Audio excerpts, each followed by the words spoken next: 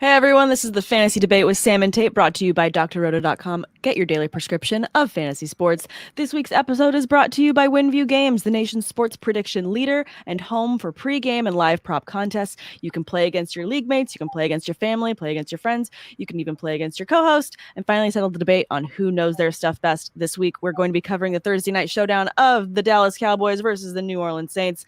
Go to winview.tv/doc and get $100 matched on your first deposit. That's $100 matched on your first deposit. Head over to winview.tv/doc and get that money. Let's get you these wins. Tate, how are you? It's week 13. How did we get here so quickly? So I expect to be addressed as Your Grace after you crowned me king of prop game analysis. So I was just waiting for it. You didn't. It's I'm okay. sorry. I didn't have time to cut a new intro video for you that cited quotes from Braveheart and all these fun things that we love. So sorry. That was on me for not properly rolling out the red carpet. But yes, you're amazing at prop games. And you do have a Monkey Knife Fight article that comes out every week on drroto.com that everyone should check out. It's a fantastic article. So Thank you. Did that make up for it? Yeah, kind of. Like I said, I want you to send me a crown for Christmas because you're the only chance I have. Unless I buy myself one and crown myself king, I'll do it in front of my daughter. Anyway, I'm fantastic. I can't believe we're in week 13, and so I don't know about you, but I have one league that's in the playoffs. Okay, and then like a handful of other ones that still have 2 weeks of the regular season to go. Like, I don't know how it is for you, but that extra week of regular season action has the fantasy formats of how and when the fantasy playoffs are all over the place. I mean, we both have so many leagues and we have a couple leagues together. So I have literally run the gamut on either I'm starting playoffs next week, or I have 1 week, or I have 2 weeks, I have 3 weeks. It's all a big just mix, and it's kind of hard to keep up with. But at the same time, you just play to win the game every week. And that's kind of just the mindset I have to have, because I'm like, we're just playing to win. We're just playing to win. Check it. Yeah. Okay, we're good. Because if I overthink it, then I'm just going to lose my mind on how many playoff contingency things could be happening.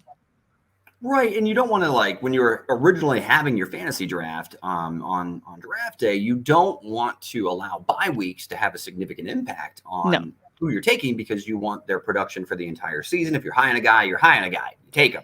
Yeah. But I mean, think about it though. If you're in week 13 right now and you drafted Nick Chubb in the first round, you're without him this week. And there's a handful of other teams that are on a bye. Yeah, Packers are on a bye, Titans, Panthers, Browns are on a bye. Right. Aaron Rodgers, Devontae Adams, there's some big name players at the top of your draft board potentially that are going to be unavailable. So I've learned some things this year, Sam. I'm just saying, I'm already thinking back, to August. Hairline was a little bit further down even this year in 2021. It's fine. That's my own problem.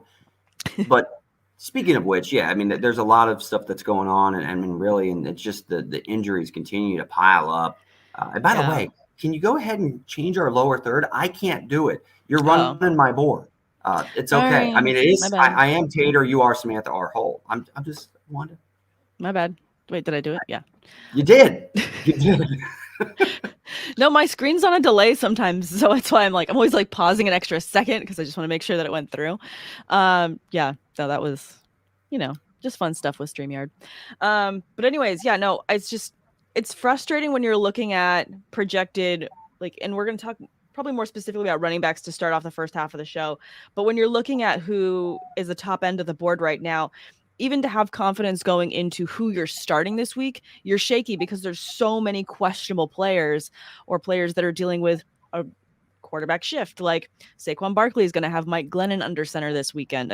Maybe that doesn't affect him so much. Maybe it does, but that's still, you've just got all these kind of wild things that are thrown into the mix. And it's very frustrating to be setting these lineups. Yeah. When you're taking a look at even the consensus top 3 players heading into fantasy drafts, at least at the running back position, depending on your format, whatever, not going to get into that. But the top 3 running backs generally consisted of Christian McCaffrey, Dalvin Cook, and Derrick Henry, right? So that's where I'm kind of thinking, wow, just to kind of take a look at the fact that the top 3 running backs are like all unavailable and have missed a significant amount of time by week 13, just goes to show you how you never know what's going to happen any fantasy season. And certainly 2021 has been more the same. That being said, yeah, there's a lot of people that have to pivot in week 13, like Ross type pivot from Friends. No, literally pivot. Like this is like a very intense moment for everyone having to pivot. Let's talk a little bit about I want to talk about the top 5 running backs. And this isn't, I'm not going to say this is the main order. I know everyone, is very reliant upon that. These were my top 5 guys going into the season, but this was kind of the consensus top 5 running backs going into the season, all of which deserve this to be part of this conversation in terms of having to pivot or having a question mark going into this week, but also finishing out the season. Christian McCaffrey at the top of that list. We obviously know he is not going to be finishing this season. He is out for the season. Talking about him and his backup, Chuba Hubbard, who has not really filled in those shoes, and I do know he's got very big shoes to fill, but how disappointed were you if you had him in any leagues that you took him so early and you obviously did not get the Christian McCaffrey you'd been hoping for? 2 years in a row, devastated. I mean, he's number 1 overall. I would say in 90% of drafts I've participated in, at least he was 100% of the number 1 running back off the board. He was always the top guy because I play in predominantly all PPR leagues, and McCaffrey, every time he's healthy, has a chance to catch 100 passes every single season that he's available for every game. But the point is, he's starting to show some signs of wear and tear, and he has not been able to stay healthy. And you got to point back to, I forget exactly what week it was. I think it was like week 3 or something, where McCaffrey kind of did that, like kind of, high step, stutter step, and then ended up like pulling his hammy. Yeah. And now he hasn't been right all year. And last year it was an ankle injury, and, he just hasn't been able, that durability that we saw in college and through the beginning parts of his career has come into question. It's coming to question. Now you got to ask yourself, is he really like the number 1 dynasty running back anymore? I think he's easily been surpassed by Jonathan Taylor. Definitely.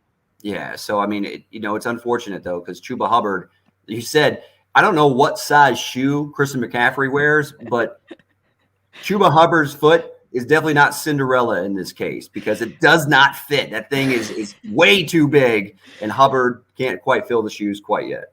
No, and I think that, the Carolina offense as a whole, they've pivoted as well. They brought back Cam Newton, which was great. Now it's not so great off of last week, but they're still working through so many things. And I think a lot of it, without Christian McCaffrey being their number 1 guy, everything kind of falls to pieces, because he takes so much of the lion's share of touches and targets, and he's just so utilized all across the board.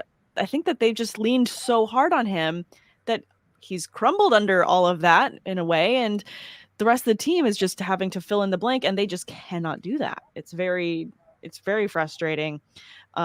Injuries make cowards of us all.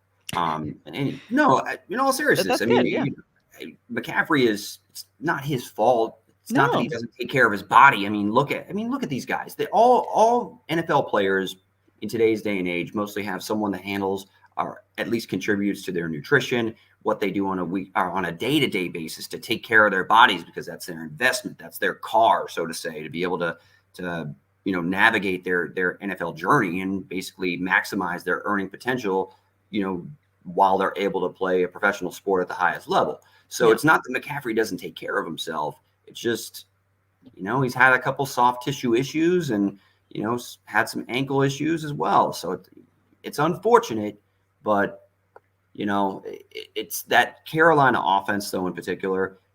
McCaffrey's one of the best weapons in the league, Sam. I mean, one of the best offensive weapons, like, period. Not just the position.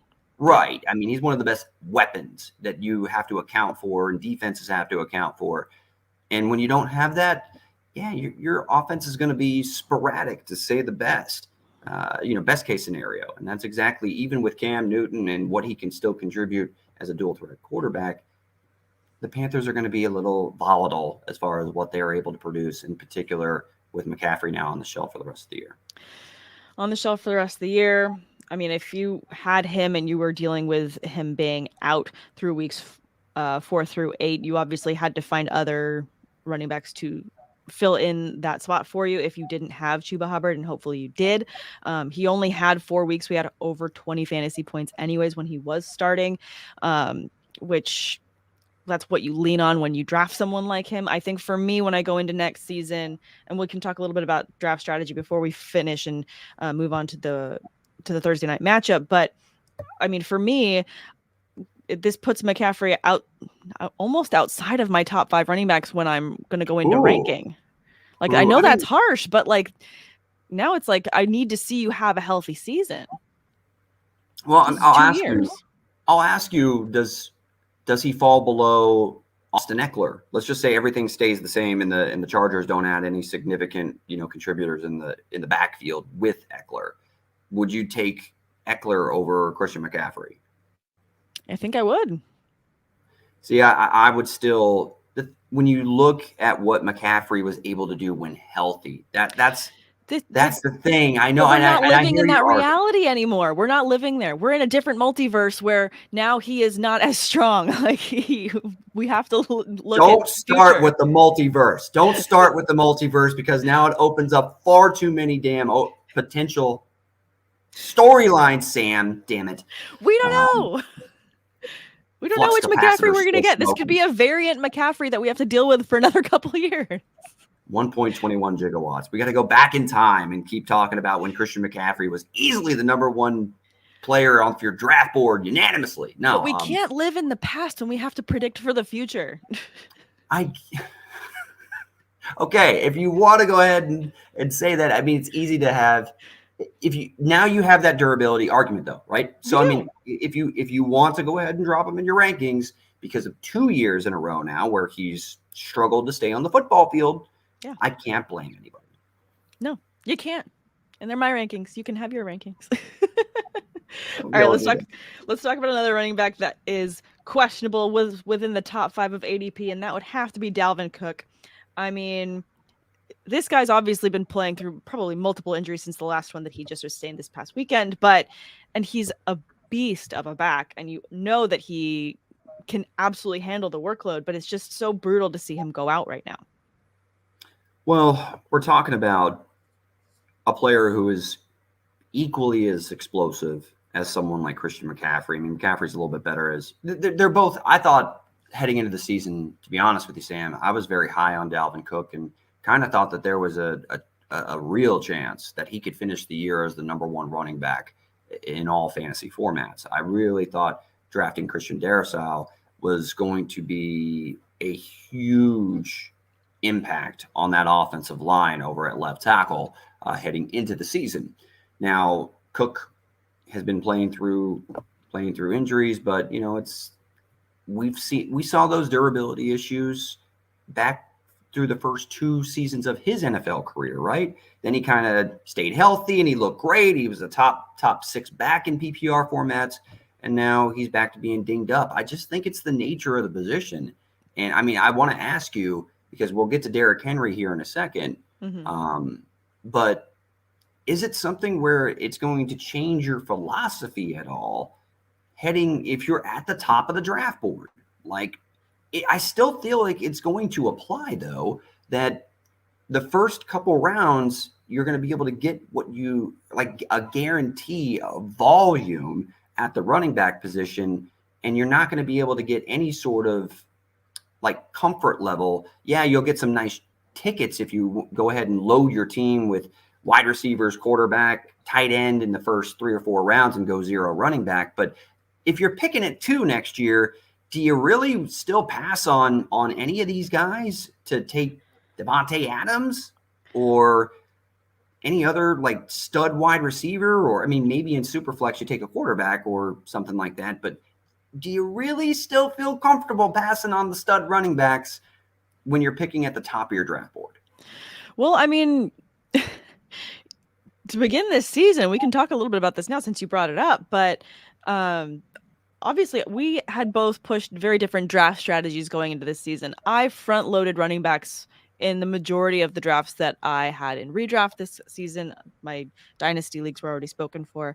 But this season, more than any other before, I'm really going to probably pivot and push zero RB next season, just because of consistency at the position. Yes, I agree. When he's dominant and 100% healthy, you can't argue to why you wouldn't want to have Dalvin Cook on your team. I have him in several teams, and I am going to barely maybe scrape into the playoffs. And I know that I did have really strong drafts. So it's tough when you look at, you have the retrospective of looking back at where you drafted them and then this season and maybe going forward. But just the amount of running backs that are having success that were not a part of this top 5, that are not a part of the main top end of the draft. I mean, I was able to survive in a league with Cordero Patterson as a running back. Like, he was not a blip on a radar for me going into this draft season. We didn't talk about Cordero Patterson this No, offseason. we did not. Like, there are plenty of other players that are surpassing their expectations where you drafted them. Leonard Fournette has had a decent season as well. He is, a running back 2 flex running back, depending on your league format, that has made your week in a lot of weeks. Made my week last weekend. I doubled the score of the player that I beat this weekend because I started Patterson and Fournette as my top 2 running backs. Like, it's ridiculous. I mean, James Conner we're talking about too. I mean, James Conner. So you've got plenty of guys that, and then with all the running back injuries that the Ravens had, I was someone that had every single running back off the Ravens, and every time one went down, I had picked them up, and then they fell back down, and it was just like, I should stop picking up these running backs. Like, am I doing this? Am I jinxing this position? What is happening? It felt personal. But for every James Conner and Leonard Fournette and, one that you hit on, if you miss it running back when you go zero running back, it can get ugly really fast. And yeah, you can play the injury game and, like you said, maybe target the handcuffs, quote unquote, if you are actually able to appropriately diagnose who the right handcuff is. I mean, we talked about Trey Sermon, right, as a really nice target for a zero running back type of draft strategy heading into the year. And Trey Sermon ended up not being a factor, and Raheem Mostert went down in week 1. Like, it ended up being Elijah Mitchell, who is really, I think he's probably been the biggest fantasy surprise of this year. I mean, granted, he's missed a little bit of time with injuries as well. Shocker. But, Mitchell's probably been the biggest surprise of all the fantasy backs, given that he saw opportunity so early and he was really off of everybody's radar. And that's going to apply when it comes to a bunch of other running backs that you are trying to take chances on later in drafts. Michael Carter has also started to come along, the rookie from North Carolina for the New York Jets. Yep. But, yeah, I mean, remember those, draft day risers and fallers, though, like Sony Michel and Tyson Williams and stuff like that. Those are also kind of come to mind, come to play. But zero running back is certainly not a dead strategy. And no, it's not a dead strategy, but if anything, it's kind of convinced me to give it a try in more leagues this coming season. There we go. Thank you for joining the bandwagon. Welcome. I'm just getting 1 ticket for 1 stop, and we'll see how it goes. But let's talk quickly about Derrick Henry before we move over to the Cowboys versus Saints. Obviously, Derrick Henry, he easily first ballot Hall of Famer when he does eventually get there. He's just completely changed the way you look at the position just because of his size, his ability and speed with that, and all that he can do there. But it's just, he went down, and now I don't think the Titans even know how to have a successful offense without him there.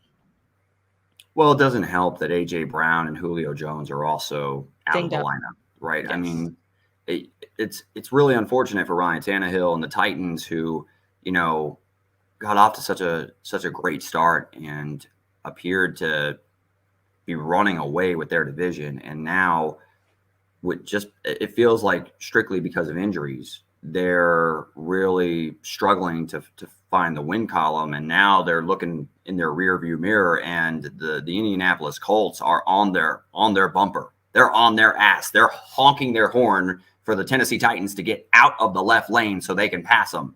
So I mean, it's unfortunate though, because Derrick Henry, we talked about how Christian McCaffrey is one of the best overall weapons in the National Football League. Derrick Henry's a different breed. He's also one of the best offensive weapons in the league, arguably the best non-quarterback, because he's just able to dominate in a game in a throwback way that you just don't see in today's NFL. He's just built different, and when he's not there, it's hard to know what the identity is of the Tennessee Titans. I know that they've got Donta Foreman and Dontrell Hillard, who, they had Adrian Peterson for like a week.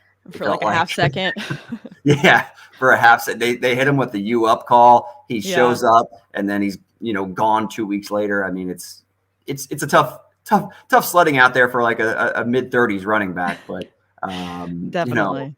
Yeah, I mean, their offense is going through an identity crisis, and it's hard. It's pretty easy to understand why, because of exactly just how unique his skill set is and how different this offense looks without him. It looks night and day different, and like you said, they have just been completely bitten by injuries this year, and to lose not just their top running back but their top two receivers, it's no surprise that they're struggling. It's just brutal that, compared to like Dalvin Cook having Alexander Mattison as an immediate someone that you can go to slot in as a handcuff for him, Derrick Henry does not have that. I don't know that they're going to make another person like Derrick Henry to really actually fill his shoes, or they could pick up someone in the offseason that's going to do that, because he is just that dominant and that big of a playmaker. But it's just brutal to think of where you drafted him. Obviously, him going out in week 8 with injury, and then so we haven't seen him since. It's just he's someone though that maybe just because of his sheer size and the way that he runs, he won't fall out of my top 5 rankings for next season. It's really telling how dominant Derrick Henry was this year, because when he went down with his injury, the next 2 weeks, he was still the number 1 overall running back across all fantasy formats as far as scoring goes. And that's a guy that doesn't really catch a whole lot of passes in PPR. It's insane what he was doing in what may have been, what appeared to be, a probably single season rushing record type of trajectory. But Derrick Henry, I'm fully confident he'll be back next year, and there's definitely a case to be made that he should be the number 1 overall pick. To be honest with you, that's kind of where I stand, unless we get a lot of different information. And him and Jonathan Taylor is going to be an interesting debate as far as who should go number 1 overall. I completely agree. I think that's going to be a really hard debate that a lot of people are going to go back and forth on next season. As far as which of those two would be number 1. I mean, dynasty purposes, if you're starting a dynasty league, I would still maybe go Taylor. Yeah. No, it's definitely Taylor. It's Taylor. It's 100% Taylor. It's Taylor. Well, Najee Harris is kind of like in that conversation too. He's in the conversation too, but Taylor's that dude. Yeah, absolutely. No, I definitely agree. All right, let's go ahead and talk about the Thursday night matchup: Cowboys versus the Saints. Very excited to do it again with WinView Games. We really appreciate them. I'm going to be adding to the stream so you guys can see my screen here, and we can go through all of these fun questions that they have. There are 10 questions across the board, and Tate can go ahead and explain the one-shot risk-free when we get to it in each of these questions. But let's go ahead and kick it off. The number 1 is Dallas wins this game by 7 or more points. I'm going to say no. They're on the road. Dallas has been struggling, Sam. I mean, there's a lot of little red dots next to a lot of players that I'm looking at right now. Yeah, I mean, it looks like CeeDee Lamb and Amari Cooper are both going to be available. So I've got out next to CeeDee Lamb on mine, but might just be the one that I'm looking at. Are you looking on Sleeper? No. Is that where you're looking? No.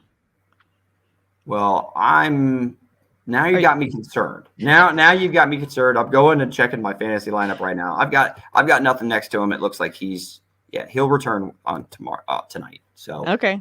not a big deal. That's fine. So the point being, though, is Dak Prescott has looked like a completely different quarterback with Cooper and Lamb in the lineup as opposed to when they've been unavailable.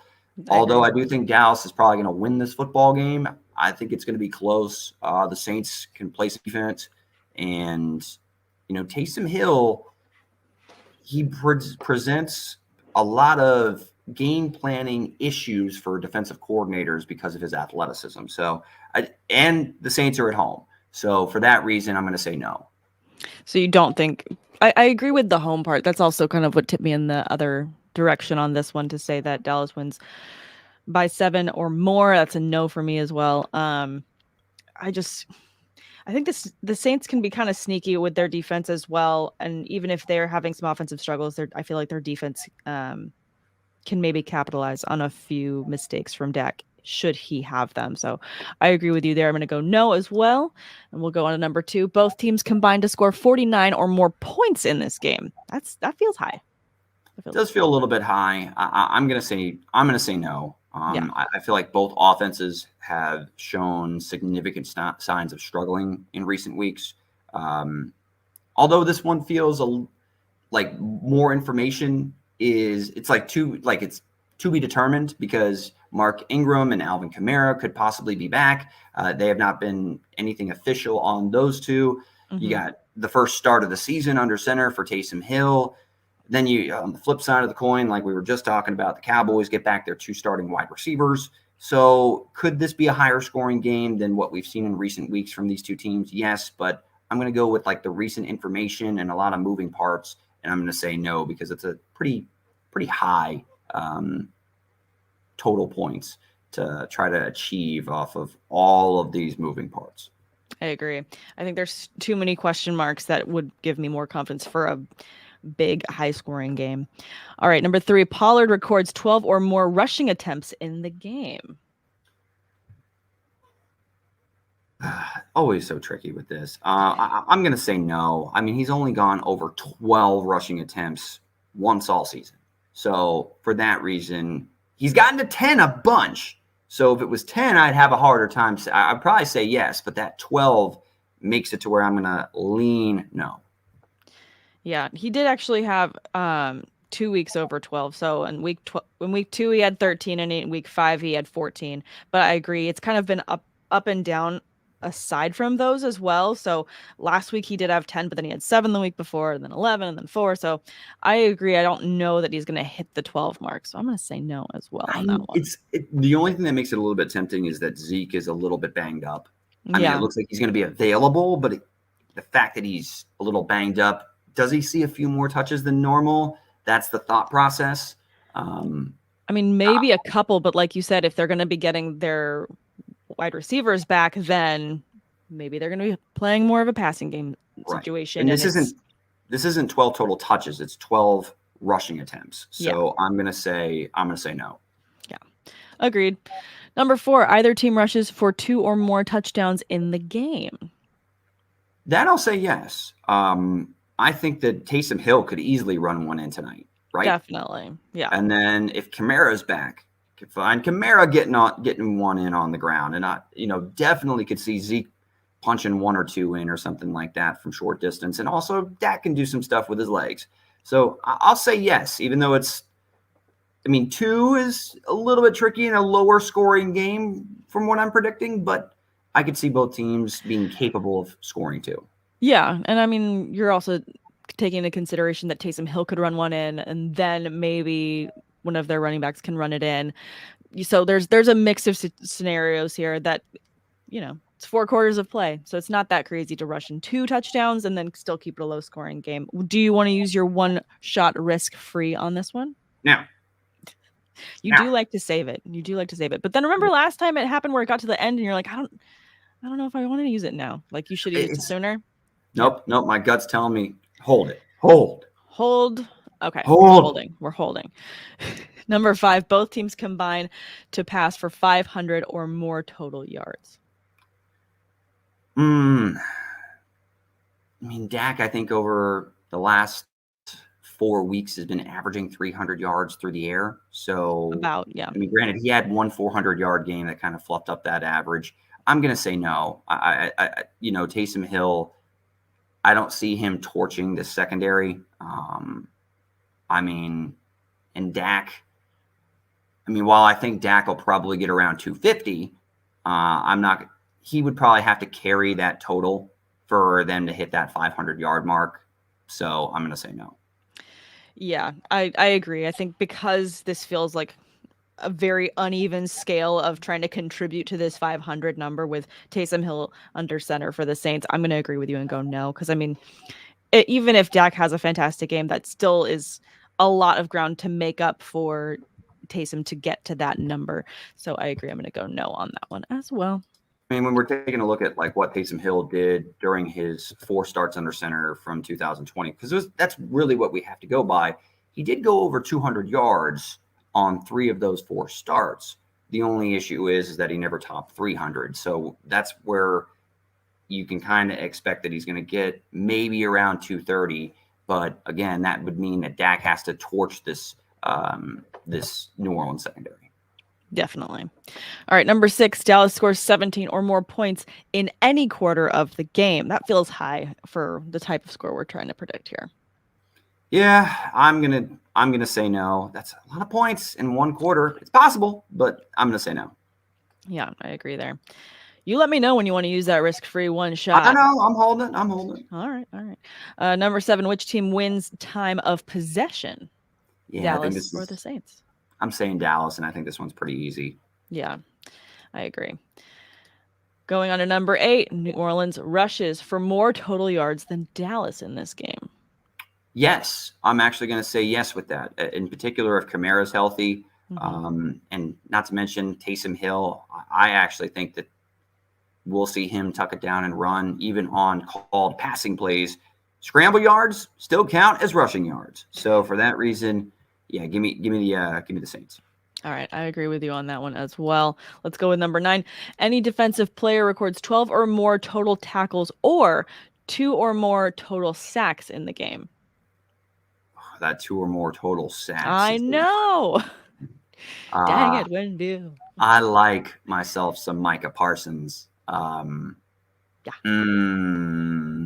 sacks is aggressive and 12 total tackles is high.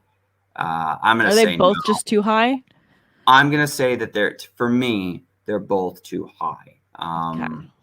So give me the no, and I guess we'll have to use the risk-free on the next one, or we can use it right now. To hell with it.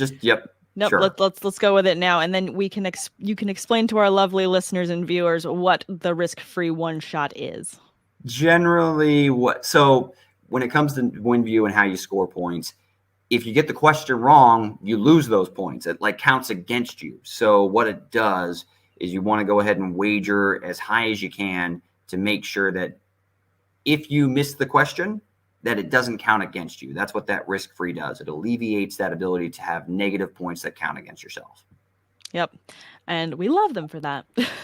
Thanks. Yeah, thanks, WinView. Thanks for throwing us one, WinView. We appreciate it. All right, the last question to finish this off. The Saints kick for 2 or more successful field goals in the game. I'll say yes on this one. I think that the Saints will be able to move the ball between the 50 or between the 20s. Could they have some issues trying to punch it in the red zone with, Taysom Hill under center? Are there some missed drives that stall in the red zone? Possibly. So for that, I'll go ahead and say yes, they do kick 2 field goals tonight. Oh my gosh. I had to look because, how often are we doing kicker stats? Probably not as often as we apparently should. But Will Lutz is obviously out for the season, and they've got replacement kicker Brett Maher, who did not have a single field goal last week. And before that, he only had 1 field goal and 2 extra points. So I can see why now they're putting this question in there, because they're like, can he kick 2 or more field goals? Which is brutal. Way to call out a guy, man. I know you're killing this guy. Ouch. It feels mean, but I kind of want to say no. All right. Just based on this, That's It also helps that they're in the dome, so the kicking conditions will be nice, about as good as they get. So yeah. fine, though. That's fine. No, I mean, hey, like you said, they're in a dome. I forgot that little tidbit, and that is very key. It makes it much, much easier on the kickers there. So I'll agree with you. I'll go, yes, they can put in 2 or more successful field goals. All right. Wait. Thank you so much for playing. It was fun. Appreciate it. Again, guys, please go to winview.tv/doc. Check out the graphic. It's got all the info for you there. They will be matching a $100 deposit when you first start to play with WinView Games. It is a lot of fun. We enjoy them over there, and we appreciate them for being a sponsor of our show very, very much. Tate, any last-minute notes to mention as people are trying to set their lineups this week with the running backs in question or anything else? No. Good luck navigating the wasteland, folks. Later, says the Tater. That was brutal, and I don't want to end that way. But guys, positivity. I said good luck. Good luck, guys. At us, go head over to the Discord.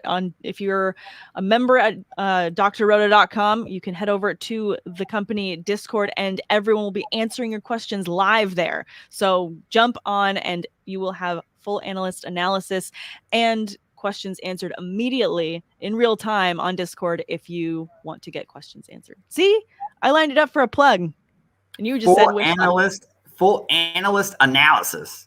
Yeah. I couldn't have said it better. I probably could have, but I haven't had coffee in like 2 months, so I'm still struggling. All good. Fantastic. Right. But no, in all seriousness, though, week 13, playoff time or the playoff push. Good luck this week. Hopefully you're not playing in week 1 of your playoffs and don't have some of your main guys available. But if you are, definitely good luck. You might need it. All right. Well, thanks, guys, for listening. We'll catch you next week. Thanks for stopping by the office. Get your fantasy prescription by subscribing to the channel and checking out